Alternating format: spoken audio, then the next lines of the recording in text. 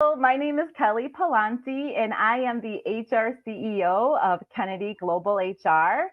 This is our very first podcast with a guest. Welcome to the Psychological Safety Podcast. I'm welcoming here today Elizabeth Dillion, SHRM SCP. Of course, I know her as Beth. And just want to welcome Beth to the podcast and give her an opportunity to introduce herself. Hi, everyone. So Kelly and I know each other from Michiana SHRM. We spent time serving together. I have spent 4 years with Michiana SHRM and took this year off for the pandemic. But in that time, I got to grow as an HR professional and learn and be mentored by some of the greatest. And Kelly was head of the um, don't mind me. I'm getting excited and nervous. DE&I. I've heard it interchangeable in a few new conferences where they've rearranged the letters. So now I'm not sure which way I'm supposed to say it.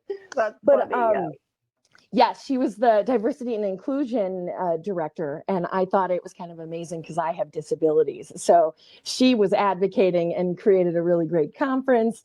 And now, throughout the pandemic, I was working on my mental health and took time off to heal. And Kelly and I kind of caught up a little bit, and I shared with her, I think it's made me a better professional to understand what the employees go through. So as the pandemic rolled out, I was unemployed because I had gotten my certification, but now I'm competing against so many experienced HR professionals that I couldn't find a job. And in HR, you have to hire the most qualified candidate. So I was really struggling, being that I had a degree and now a certification and volunteer experience, but not hands-on trench experience. So during that time, I actually started working on my mental health because my husband and I had been through a lot. My husband and I, we buried 5 family members and we miscarried twins. And then I had a surgery. And then I left my job to get certified and the pandemic broke out. And then we found out my husband was deploying. And in my last presentation, I was just like, all right, God, are you preparing me for like a zombie apocalypse at this point? Because this is a bit much. Everything thrown at you. Yes. Right. And I realize as HR people, we need to practice what we preach. And we talk about EAP programs that employees can utilize to get counseling. And yet I have heard a lot of HR professionals during the pandemic bragging that they've never used short-term disability and they've never used unemployment and they don't seek counseling. And I personally think that's appalling to brag about, especially because if you think that you're superior to others who need that, they're not going to have psychological safety to come to you to seek the programs that you need. And I realized that it made me connect with the people I'm trying to advocate for and manage and help. So during that time, it was great. That is, and I think that's really the reason why, you're here and why we connected so much is that, when we reconnected after the pandemic, like a lot of us, we went all these different ways. Some of us went remote work. Some of us, became definitely more isolated during that time. We didn't see each other at the conferences, as much anymore. And now that we're coming together, it's hard to say post-pandemic because we're still facing many, many of the challenges that are going on with it. But one topic that comes up when I talk to every HR person is this topic of mental health and psychological safety. And I think what you just pointed out is the key, is that as HR folks, that we need to practice what we preach in so many ways, and that we need to take care of ourselves just as if we were to take how we view the employees. And there is no better way to I think help other people than to come from a point of experience. We can definitely never, be exactly in someone's shoes, but we know how to get past, how to help through struggles. And everyone is going through that right now. So the topic of psychological safety, this has come up, this term has come up a lot more because you're right. What we used to have all the time is we talked about mental health and EAPs. And those to me are for sure key components, but those are just components, right? Because it helps deal with like the individual. If individual has a problem, HR can say, here's something, here's a resource for you, go take care of yourself. What the psychological safety does is, it's the whole organization, and it allows you as Beth to come to work as her authentic self with everything that is going on, and allows you to be an innovative and productive person. And I think that is really lacking for the reasons you just pointed out. They're not only that psychological safe environment isn't being created at the middle management level, it's not being created at the C level either, where a lot of times HR sits. And so if it doesn't start there, how can we all feel safe in the environment? One of my questions I wanted to ask you is, where do you see this as a priority with HR people moving forward? I think it's extremely important, coming from my own experience as someone who's learning and growing as an HR professional. I have had a lot of great ideas, and I have disabilities. And there are times where people don't allow you to share your thoughts or opinions. And if you do, there can be subconscious bias. So I've noticed, to make people feel more comfortable and understand, I let them know I have ADHD, and it makes me really creative. I think outside of the box, but my brain is always running so fast. And because it's running so fast, I know people don't always keep up with me when I'm speaking and I'm in that moment. So I get anxiety because I feel misunderstood. So I like to disclose those things, so that way people understand that this is kind of my creative process. And if you don't understand, let me know, because if I don't know, I just get like a little anxious when I feel like you're not following. Yeah. And I felt like there were times where I wanted to share that, so that way they understood me better, but then I was afraid to.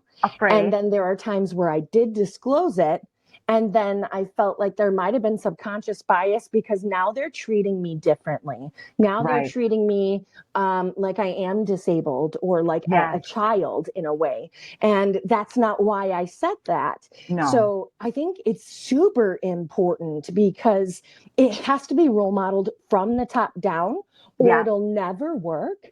And one of my best friends is a national public speaker. His name is excuse me, I'm super excited right now. Galen Emmanuel. Yes, familiar with him. He is awesome. Yes. So I met him at HR Indiana a couple of years ago, and I told him, I am on the Machine Assurance board. I'd love to try and get you to come speak for our conferences. And we ended up connecting and just being really great friends. And he became a mentor, because I'm also a public speaker. And his entire company is based on culture, and it is the same things that he talks about, that the teams have to come together. You have to be able to talk, and if you can't talk and you can't share opinions, you can't be a cohesive team. You can't move forward. So he talks about all of these things. It has to be role modeled from the top, and you have to be able to work together.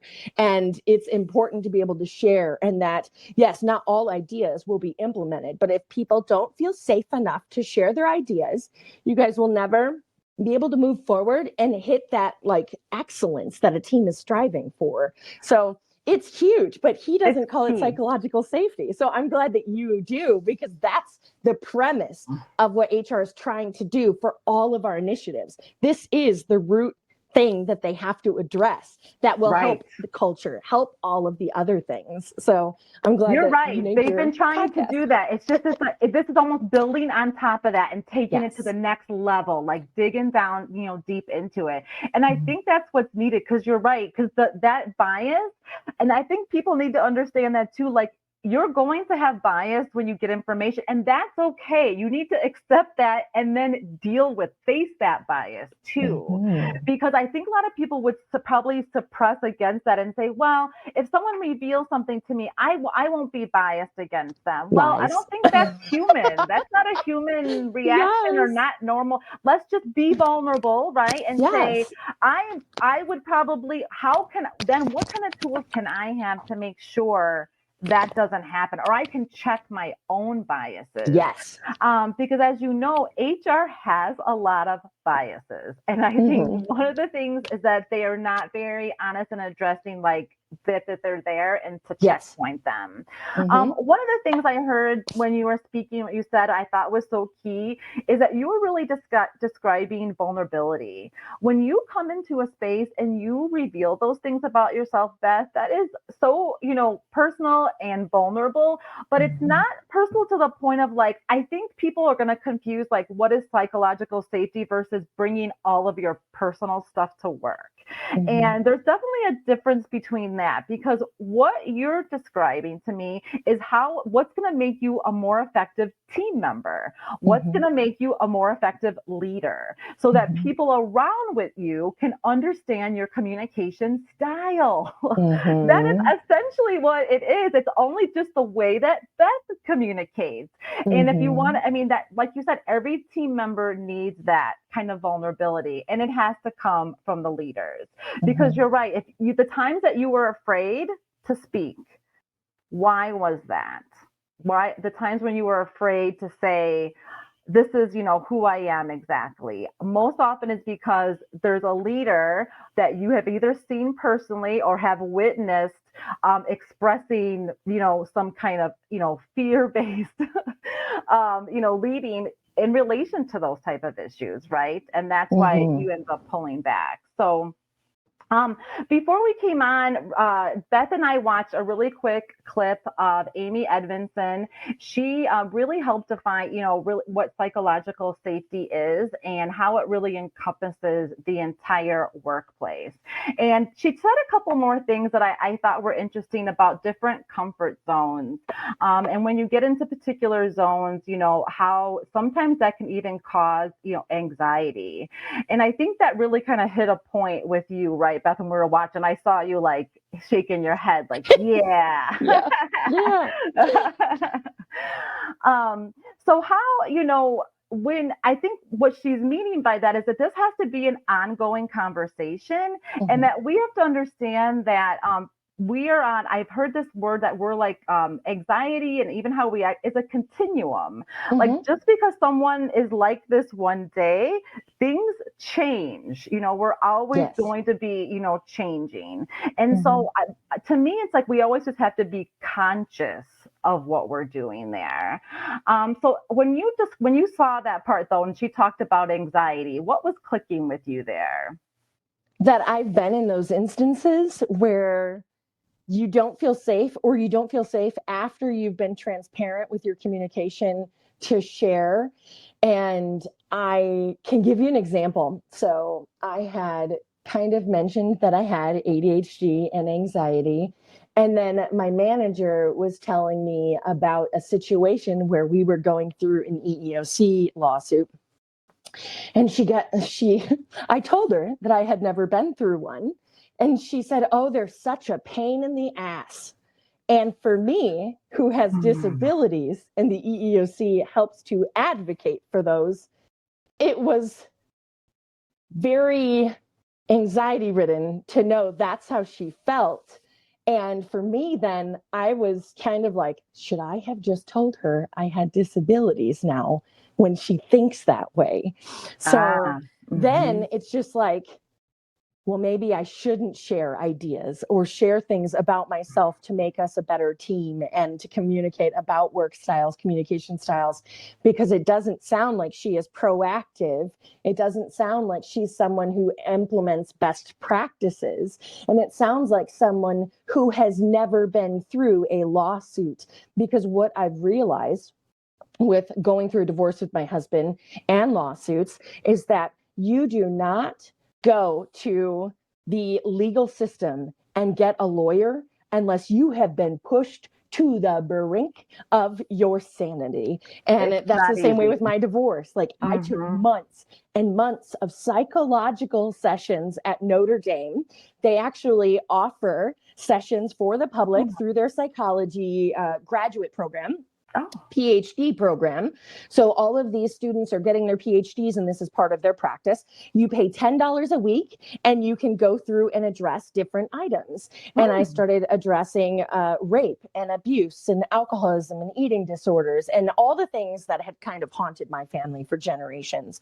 And during this time, I kept saying, like, I love my husband. We have just been through so much and it's so painful. How do you know when to keep going, especially when your faith conflicts with this? And as I was learning more, I found out through these best practices, because obviously they're an Ivy League school, they're implementing the latest technology.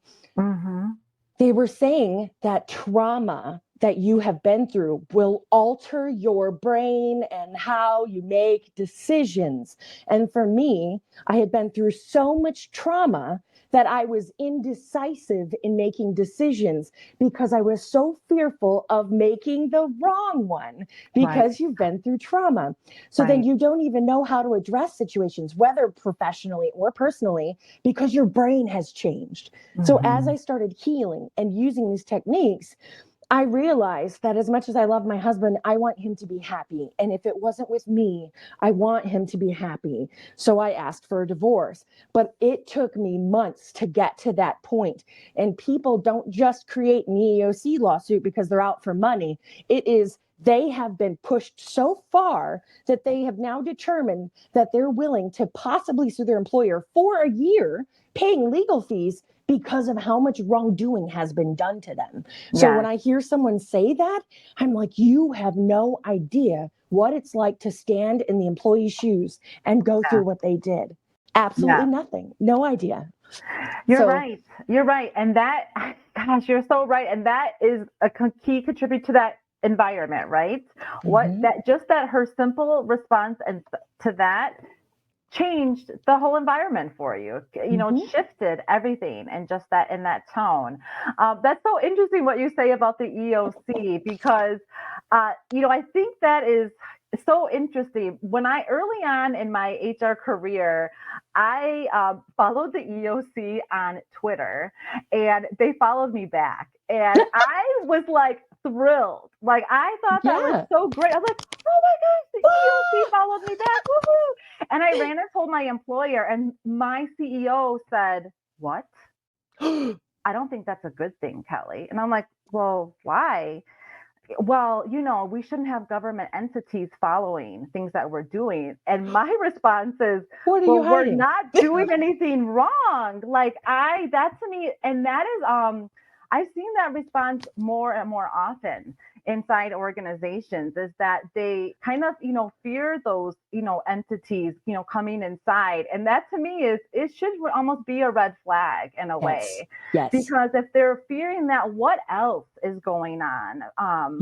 Because, you know, when those EOC investigations start, when they start digging in, more is revealed a lot of times. And so, yes, I would say those, I've seen a lot of those, you know, red flags pop up. EOC shouldn't be something we fear. You know, a lot of these things are in place, like you said, to help, you know, employees. And if you're an employer who is treating their employees fairly, then this is definitely, you know, an entity you shouldn't, you know, worry about. But I find that so interesting, and how that even that one comment, though, changed, you know, the whole perspective there. So, yeah, Beth, oh my gosh, you have gone through, this is a lot. You know, the pandemic has affected everyone in different ways. It has shifted, of course, like you mentioned, a lot of people have dealt with death and loss and separation. You know, divorce, I read, of course, it was increased a lot during the pandemic, because a lot of people were closer together than they had been, you know, for normal. And I know a lot of, you know, therapists were saying they were working overtime during that time trying to help couples, because they just weren't used to being so close together all the time. And just working out these new issues too. So all of those things compounded with the schools and all the mandates and the health issues. That is just something that I think that has forever changed us. Just like you said, like trauma. Like we've gone through this. There's no going back now. You have now been introduced, through your own, therapy and healing process, what it takes basically. And so to me, that is like the best practitioner is someone who has seen those challenges. I mean, I don't know, Beth. I don't think we could throw anything else at you at this point. I mean, you're like to the top of your like limit and you have beat them all down. And that is like what is so amazing. And that a lot of that has been because of your focus on mental health. And so that's what I just really want us to talk about more. And that's why I wanted to invite you to the podcast today. I want us just to talk about this more. I want us to be more vulnerable. And I think that's what we need to be as HR professionals, as leaders in the organization. And like you, just as we are, you're your own business owner. So you need to model what you want your clients to do, right? Yes.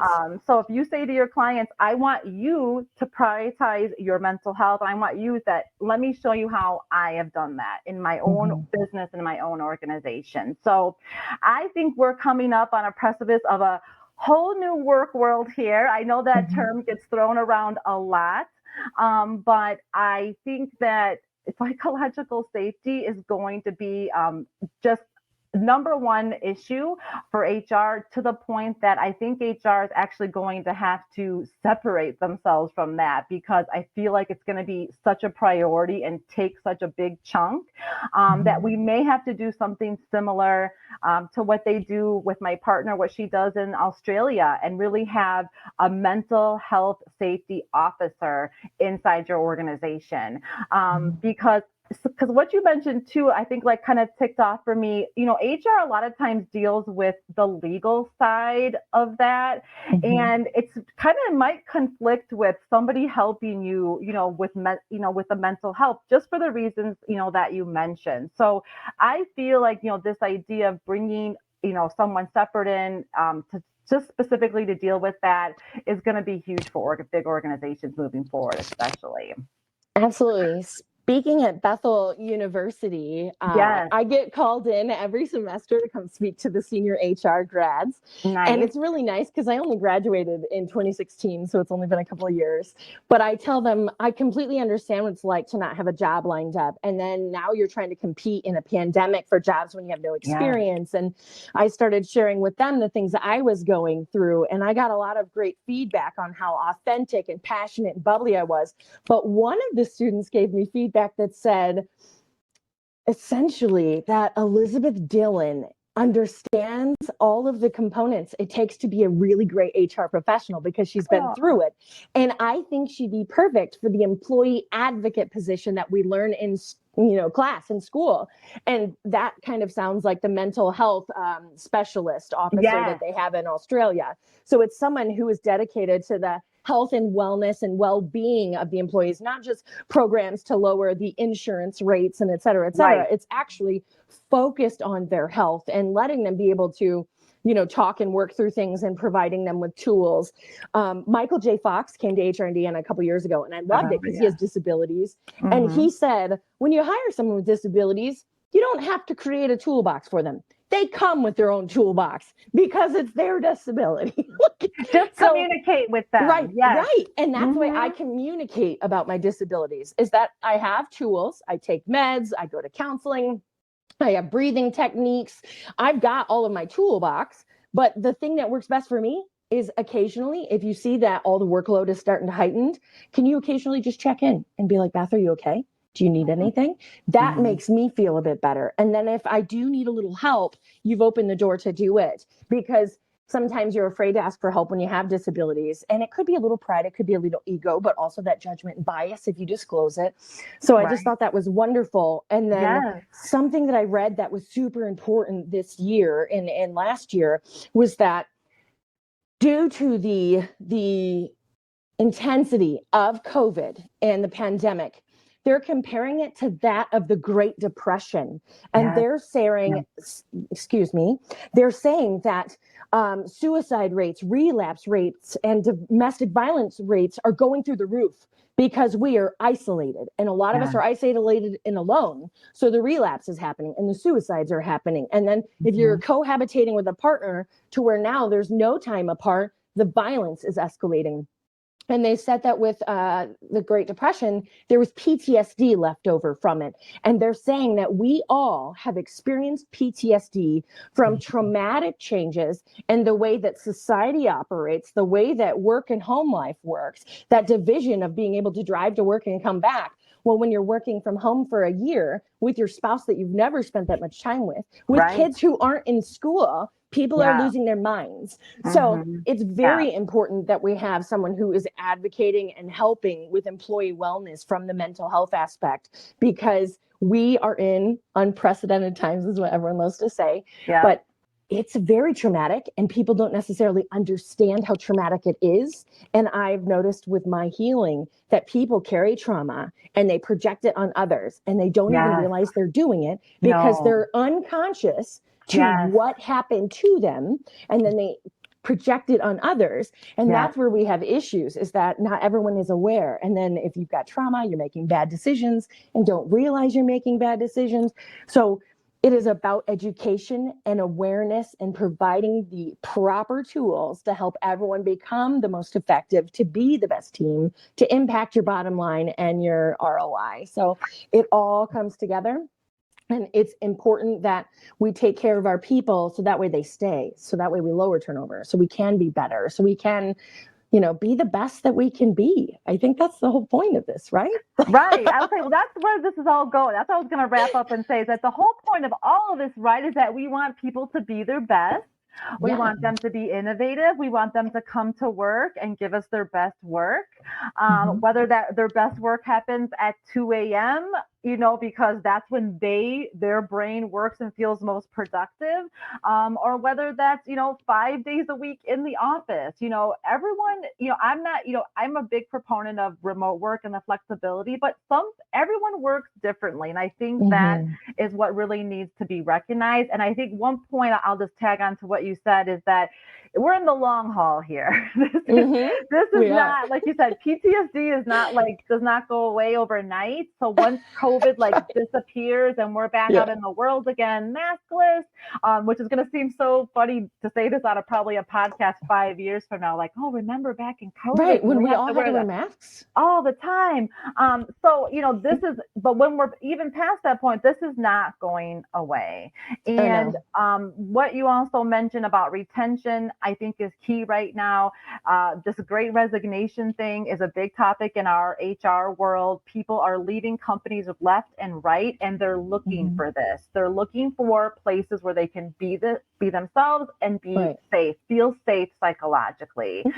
Because what this thing has pushed us to is that we have to prioritize that. Just like with physical health, people always say, if you don't have your health, you don't have anything. Right. Same with mental health. We need to really, I think, put that in that bucket and think about it that way. Well, Beth, this was a great conversation, and thank you so much for joining. There's, I'm sure, a couple hiccups. It's our first, time, having our first official guest on, so I appreciate you coming on. This really corresponded. We had an awesome conversation the other day, and I just said, oh, I wish I was recording this. So I was glad we were able to recapture some of the things that we already discussed. Yes. You, to me, are, I think, what the things that you expressed today are going to help a lot of people. Just like what you mentioned, what you did in the college there. And I hope that people see you and see what you said today and hear what you said and do the same things. Be vulnerable inside your organization. Tell people how you like to communicate. Tell people how you like to work. Because when someone hears you do it, the next person goes, oh, it was okay that they shared that. And then, we were able to move on. And it's almost like that trickle effect. Someone's got to start it to keep it going. Absolutely. Absolutely. So much. Thank you again for being here. This is such a wonderful conversation. And I'll say maybe let's soon do part two and Yes. catch up in a couple of weeks and continue this again. I mean, we could talk, I think, a long time about this topic. Yes. I feel like we just really scratched the surface today. Thank Mhm. you again. Thank you for being you. And thank you for joining the Psychological Safety Podcast. You have a wonderful day.